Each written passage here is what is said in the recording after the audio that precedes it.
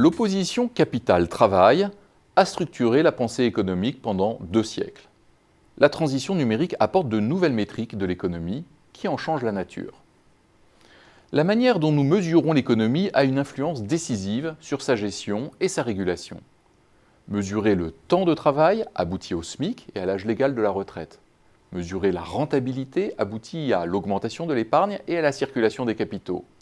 En creux, nous ignorons ce que nous ne mesurons pas ou mal. Les effets positifs de la responsabilité d'un manager, du dévouement d'une infirmière, de l'agriculture raisonnée ou d'une dynamique collective.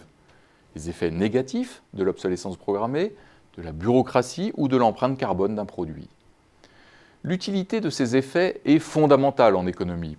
Pourtant, bien que la théorie de l'utilité soit antérieure, elle a été supplantée par les théories ricardo-marxistes de la valeur travail et la théorie néoclassique de la valeur de marché. Or, il s'avère que de nouvelles métriques s'invitent en masse dans l'économie.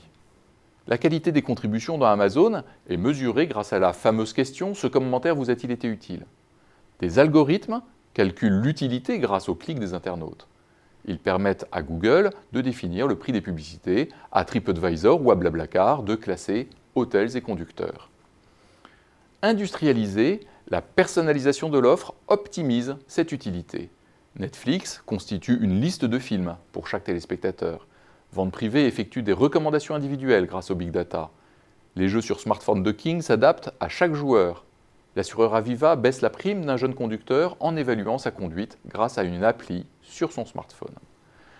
Cette tendance répond d'abord à une consommation plus sensible aux effets utiles d'un produit qu'à sa possession.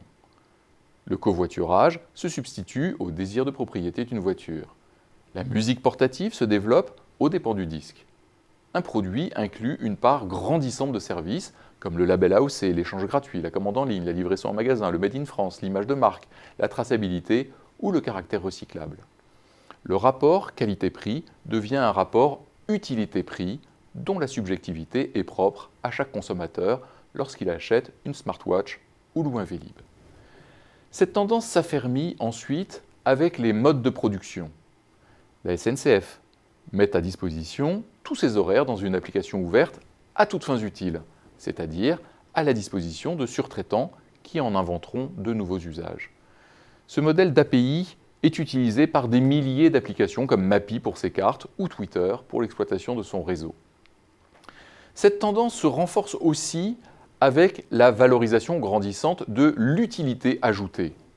Cette forme de reconnaissance ou d'intéressement est plus fine que le simple bonus indexé sur la valeur ajoutée comptable. Ainsi, les modèles freemium ou au lead, dont le prix est proportionnel au service rendu, se sont imposés en ligne. Les patients notent leur médecin sur doctor.com et les élèves de HEC notent leur professeur. Dans la fonderie Favi, les leaders sont désignés par les ouvriers. Forbes rémunère ses journalistes en fonction de la fidélité de leurs lecteurs. Quirky rétribue des milliers de co-créateurs en analysant les traces de leurs contributions. Les problèmes théoriques de l'utilité sont résolus par la pratique, en particulier son caractère subjectif. Le prix d'un même produit peut varier entre 2 clients et entre 2 instants, par exemple celui des billets d'avion. Le problème de la répartition équitable des revenus entre les coproducteurs d'une valeur utile est résolu grâce au big data. Quelques initiatives publiques vont dans le même sens. Les associations sont invitées à comptabiliser le bénévolat pour rendre compte de leur utilité sociale. BPI France élargit son périmètre à l'innovation centrée sur l'utilisateur. Suite à la commission Stiglitz, France Stratégie propose des indicateurs de croissance soutenable. Le Royaume-Uni mesure le bien-être de ses habitants et l'Union européenne développe des critères d'utilité environnementale et sociale suivis par l'ONU. Les prismes du travail et du capital ont structuré la politique pendant 2 siècles. Celui de l'utilité, en révélant la compétence relationnelle, la dynamique collective ou le rôle grandissant de l'utilisateur face au duo travailleur-capitaliste, réinvente aujourd'hui notre modèle économique pour en dépasser les limites.